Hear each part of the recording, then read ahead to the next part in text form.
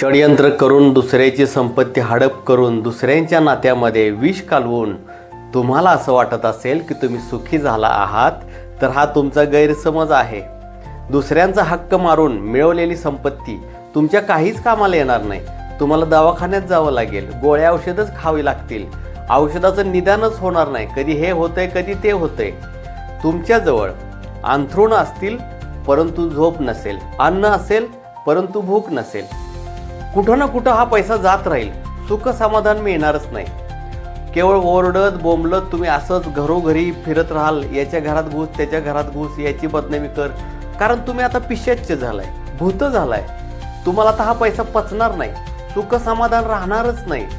तुम्ही काहीही करा, वाटेल ते करा, कारण ईश्वराच्या काठीला आवाज नसतो. ते अशा ठिकाणी बसते की ओरडताही येत नाही आणि बोंबलता पण येत नाही. म्हणून अजून सुधारा, सावध व्हा. तुम्हाला जर समाधान हवं असेल तर सत्कर्म करा आणि दुःख हवं असेल तर दुष्कर्म करा. चॉईस तुमची आहे.